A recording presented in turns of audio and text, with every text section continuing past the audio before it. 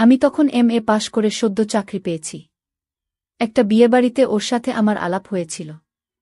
প্রথম সাক্ষাতেই আমি ওর প্রেমে পড়ে যাই।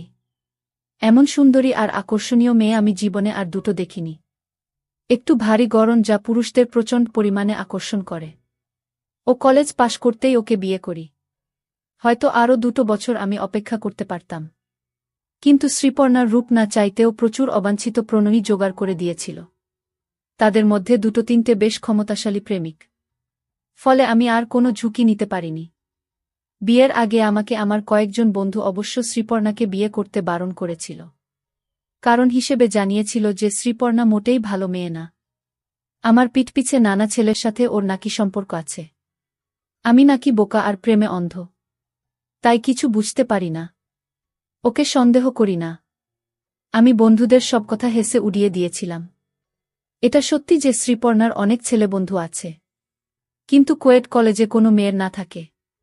ওর ছেলেবন্ধুদের সবাইকে আমি না চিনলেও 4-5 জনকে আমি চিনতাম।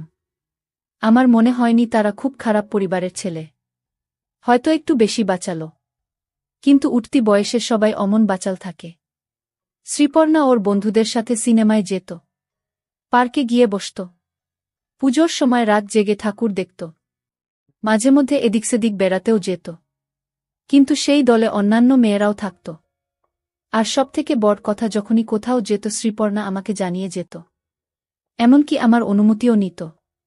তাই ওকে আমি শুধুমুধু সন্দেহ করতে যাইনি। শ্রীপর্ণা খুব আধুনিক মানসিকতার নারী।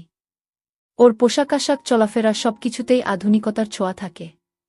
শাড়ি সালোয়ার ছাড়াও ওয়েস্টার্ন আউটফিটস পরে। আমাদের প্রেম করার সময় থেকেই আমি ওর নিয়ে মাঝে মধ্যে। আর বিয়ের পর তো কথাই নেই। টানা 5-5টা বছর ওকে আমি রোজ নিয়ম করে আমার খাওয়ার ফলেই কিনা জানি না শ্রীপর্ণার আরও ভারী হয়ে পড়ে। ওর ফুটবলের মতো বড় বিশাল বিশাল আকার ধারণ করে। ওরটাও খুব ভারী আর বিরাট হয়ে যায়। আগের থেকে অনেক বেশি চর্বি জমাট বাঁধে। তবে হ্যাঁ, ওর সারা শরীর আগের মতনই থেকে যায়। আগের থেকেও বেশি নরম হয়ে ওঠে। আর একটা জিনিস হল, পুরুষমহলে শ্রীপর্ণার চড়া চাহিদা কখনো পড়ে না। উল্টে বেড়ে যায়। ওর সাথে বেরোলেই বোঝা যায় পথেঘাটে ছেলেবুড়ো সবার দৃষ্টি শ্রীপর্ণার দিকে। আমার জীবন খুব ভালো কাটছিল। কিন্তু রিসেশন হবার পর আমি পড়লাম বিপদে। আমার চাকরি গেল না, তবে প্যাকাট হল। অফিস থেকে আমাকে অর্ধেক মাইনেতে কাজ করতে বলা হলো। তাতে না পোষালে অন্য কোথাও দেখতে বলা হলো। আমি প্রথম 1-2 মাস অন্য জায়গায় কাজ জোটানোর চেষ্টা করলাম। কিন্তু ভাগ্য বিরূপ থাকলে যা হয় জুটল না। শেষমেশ অর্ধেক মাইনেতেই কাজ করতে রাজি হয়ে গেলাম। এতে হলো কি, সংসারে টানাটানি পড়ে গেল। শ্রীপর্ণা চিরকাল একটু মুক্তহস্ত। পয়সায় টান পড়তে পুরো ক্ষেপে উঠল। আমাকে জানালো এত কম টাকায় সংসার চালানো সম্ভব নয়। তাই ও চাকরি করতে চায়। আমি খুব একটা রাজি ছিলাম না। কিন্তু শ্রীপর্ণাকে কোনোদিন কোনো কিছু করতে বারণ করিনি। তাই শেষমেশ রাজি হয়ে গেলাম। শ্রীপর্ণার ভাগ্য কিন্তু আমার মতো অত খারাপ ছিল না। ও প্রথম দিনেই একটা মোটামুটি চাকরি জুটিয়ে ফেলল। 5 স্টার হোটেলে রিসেপশনিস্ট। ইভিনিং শিফটে কাজ। দুপুর 3টে থেকে রাত 12টা পর্যন্ত ডিউটি। মাইনেও মোটামুটি ভালো। শ্রীপর্ণা খুব খুশি। মনটা একটু খচখচ করছিল। কিন্তু ওর আনন্দ দেখে আমি আর বাধা দিলাম না। আমাদের জীবনটা বদলে গেল। সন্ধ্যাবেলায় বাড়ি ফিরে বুকে পাই না। শ্রীপর্ণার ফিরতে ফিরতে রাত 1-1:30 বেজে যায়।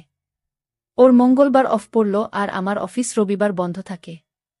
আমাকে সকাল 9টার মধ্যে অফিসে বেরিয়ে যেতে হয়। আর ও বাড়ি থেকে বের হয় দুপুর 1:30। একে অপরের সাথে কথা বলার সুযোগ খুব কমে গেল। 2 সপ্তাহ পরে আমি একবার ওকে চাকরি ছাড়ার জন্য বললাম। কিন্তু ও প্রায় খেকিয়ে উঠল।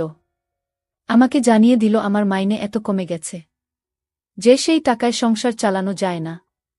তাই বাড়তি 2 পয়সা রোজগার করার জন্য ও সারা সন্ধে খেটে মরছে, শুধু যাতে আমাদের সংসারটা সচ্ছল থাকে। এখন আমি যদি ওকে সমর্থন না করে বাধা দিই, তাহলে ওকে অভাবের তাড়নায় পাগল হয়ে যেতে হয়। আমি আর কথা বাড়ালাম না। চুপ করে ওর সমস্ত কথা মেনে নিলাম। এইভাবে 1 মাস কাটল। তারপর এক শনিবার রাতে আমার মোবাইলে শ্রীপর্ণা SMS করল যে সেদিন ওর ফিরতে একটু বেশি রাত হবে। ওর OT আছে। আমি যেন ওর জন্য অপেক্ষা না করে খেয়ে দিয়ে শুয়ে পড়ি। আমি ওকে কল করে কেন ওটি করতে হবে জানব তারও উপায় নেই। হোটেলে ওদের মোবাইল অফ করে রাতে হয়। আমি আর কি করব? ডিনার সেরে বিছানায় গিয়ে শুলাম। কিন্তু ঘুম এলো না।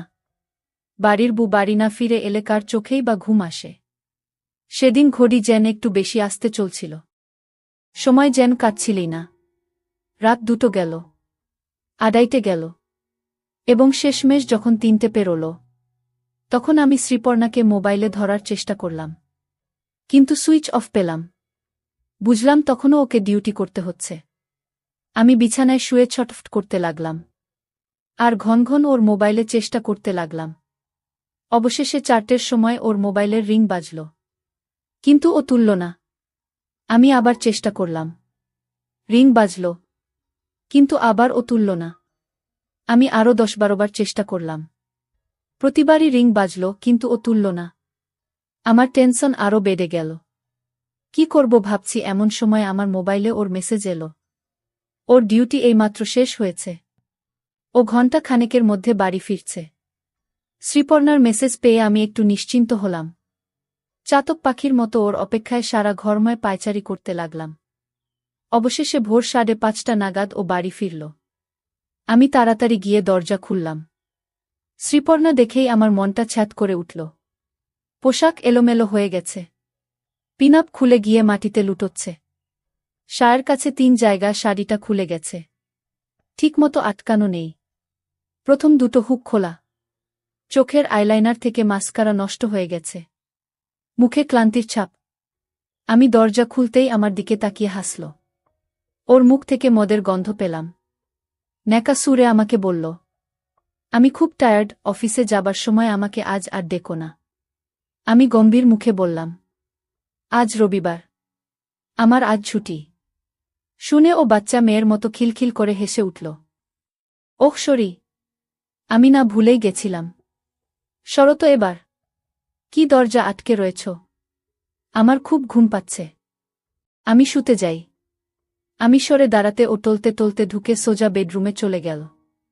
আমি দরজা বন্ধ করে ফিরে এসে দেখি ও জামাকাপড় না ছেড়েই শুয়ে পড়েছে।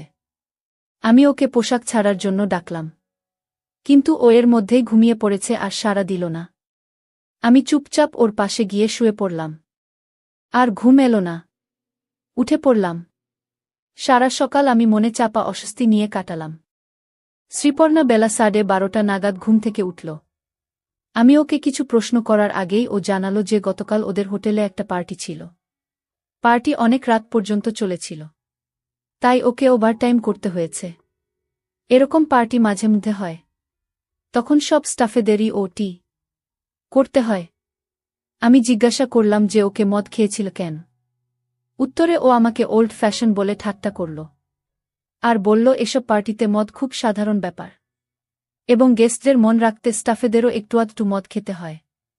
আমি যখন ওর পোশাক নিয়ে প্রশ্ন তুললাম, তখন ও ক্ষেপে গেল। বলল যে আমি খুব সংকীর্ণ মনের মানুষ। সারা রাত পার্টিতে খেটে খেটে ওর ড্রেস নষ্ট হয়ে গিয়েছিল।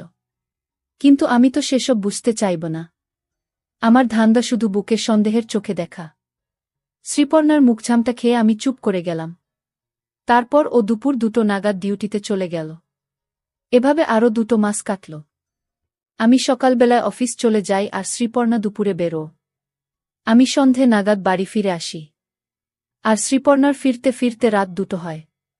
ওদের হোটেলে যখন পার্টি থাকে, তখন ও ফিরতে আরও দেরি করে। ভোর 5টা-6টা বেজে যায়। প্রতিবারই ও মদ খেয়ে ফেরে। মাঝে মধ্যেই মাত্রা বেশি হয়ে যায়। ফেরার সময় ওর পোশাক আশাকও ঠিক থাকে না। কিছুদিন যাবত ওর ড্রেসিং সেন্সেও পরিবর্তন এসেছে। আজকাল ও বেশ খানিকটা খোলামেলা জামাকাপড় পরে হোটেলে যায়। মাঝে সাঝেই ছোট ছোট দেখানো ওয়েস্টার্ন আউটফিটস পরে। আমি কিছু বলতে গেলে আমাকে সেকেলে বলে দাবড়ে চুপ করিয়ে দেয়া। আমি আর কি করব? বইয়ের মুখঝামটা খেয়ে চুপ করে যাই। পাড়া প্রতিবেশীতে নানা লোকে নানা কথা বলে। কিছু কানে আসে। কিন্তু কিছু করার নেই। বুকে কিছু বলতে পারি না। বাধা দিতে গেলে প্রচণ্ড ঝগড়া হয় আর আমি খুব একটা ভালো ঝগড়া করতে পারি না। তাই সবকিছু মেনে নিই। বুঝতে পারি ভুল করছি। কিন্তু কিছু করে উঠতে পারি না। মাঝে মাঝে নিজেকে ভীষণ অসহায় মনে হয়, এভাবেই চলছিল। একদিন শ্রীপর্ণা আমাকে বলল যে ওদের হোটেল সেই মাসে খুব ভালো ব্যবসা করেছে বলে স্টাফেদের পার্টি দিচ্ছে। স্টাফেদের বর আর বুয়েরাও নিমন্ত্রিত। আমি যদি চাই তাহলে পার্টি অ্যাটেন্ড করতে পারি। রবিবারে পার্টি। শ্রীপর্ণা আগেই দুপুরে হোটেলে ডিউটি দিতে চলে যাবে। আমাকে পরে সন্ধ্যা 9টা নাগাদ যেতে হবে। আমার খুব একটা ইচ্ছা ছিল না, তাও পার্টিতে যেতে রাজি হয়ে গেলাম। কথামতো রবিবার শ্রীপর্ণা সেজেগুজে দুপুর 2টোর সময় হোটেলে বেরিয়ে গেল। স্টাফেদের পার্টি, তাই অন্যদিনের থেকে একটু অন্য ধরনের সাজল। একটা পাতলা ছোট মিনি স্কার্ট পরল। পাতলা কাপড় দিয়ে ওর বোঝা যাচ্ছিল। মুখে ভালো করে মেকআপ ঘষল। পায়ে হাই হিলস পরল। ওর ভারী ছোট্ট খোলামেলা পোশাকটা দিয়ে বেরিয়ে আসতে লাগল। আমি কিছু বলতে চাইছিলাম, কিন্তু মুখ খোলার সাহস হল না। জানি ও আমার বারণ শুনবে না, উল্টে আরও বেশি কোনো ড্রেস টেনে বের করে পরে চলে যাবে। আমার যেতে যেতে দেরি হয়ে গেল। রাস্তায় জ্যাম ছিল। শ্রীপর্ণাদের হোটেলে যখন পৌঁছলাম তখন ঘড়িতে 9:30 বাজে। রিসেপশনে কেউ নেই, শুধু মেন গেটে একটা দারোয়ান দাঁড়িয়ে ছিল। আমি নিজের পরিচয় দিতে জানালো পার্টি দোতলায় ব্যাংকুয়েটে চলছে। আমি লিফটে করে দোতলায় উঠলাম। ব্যাংকুয়েটে গিয়ে দেখলাম পার্টি বেশ জোরকদমে চলছে। জনসাধারণ সবাই অল্পবিস্তর ড্রাঙ্ক, কেউ কেউ তো মদ খেয়ে চুর হয়ে গেছে। ব্যাংকুয়েটের ডান পাশ করে একটা নাচার জায়গা তৈরি করা হয়েছে। অনেক মেয়েপুরুষ সেখানে। বেশিরভাগই মনে হলো অন্যের বুবরের সাথে নাচছে। আমার বউকে কোথাও খুঁজে পেলাম না, কাউকে চিনি না।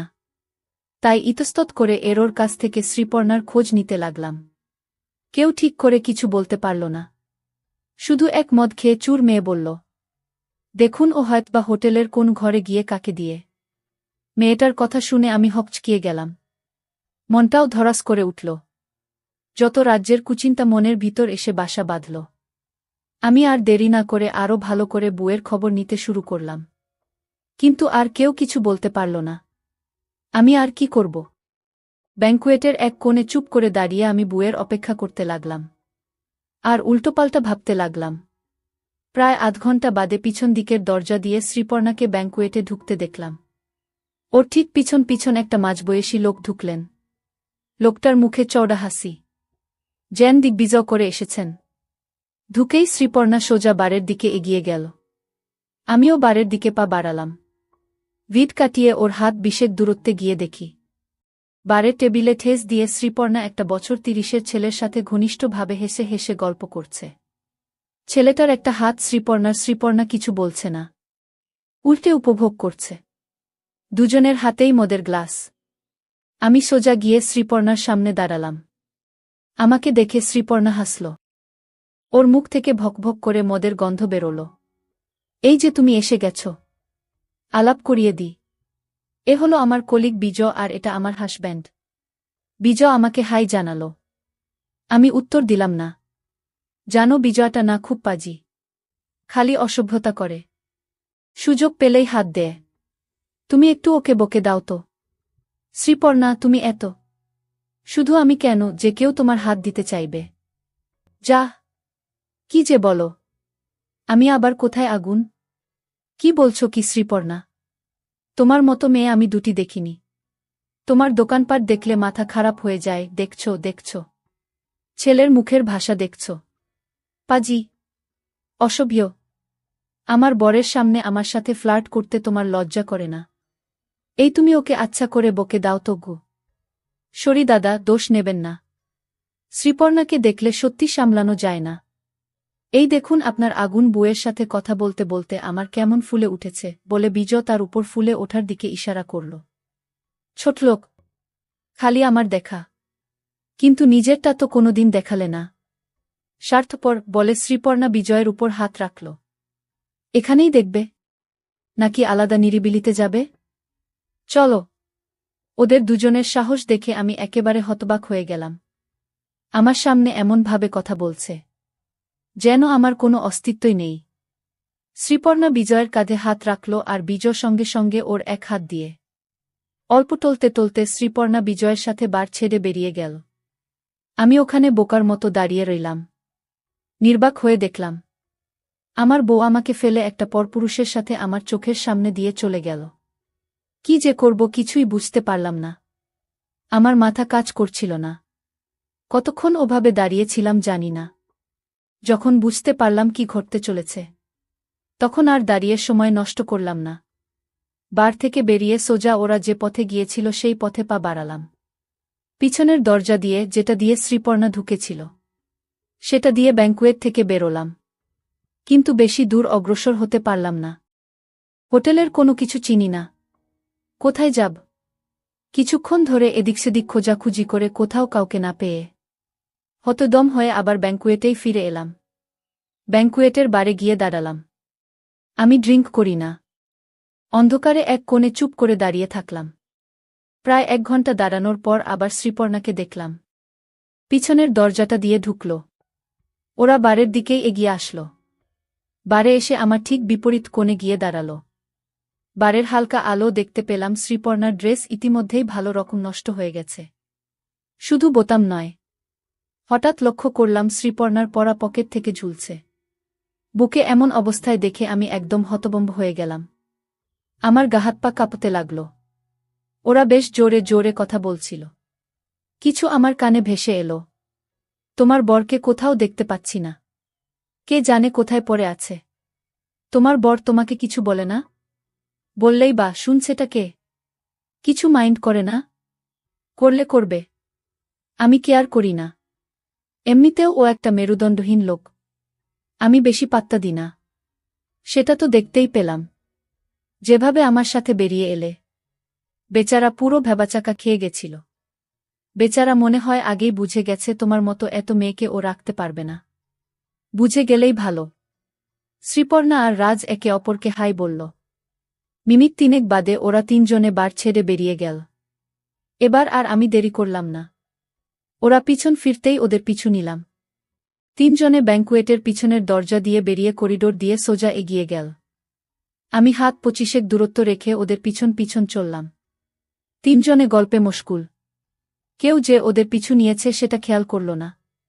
আমার বউ দুজনের সমর্থন নিয়ে টলতে টলতে চলেছে। ওরা লিফটে উঠে পড়ল। আমি পড়ে গেলাম মুশকিলে। এবার কি করব?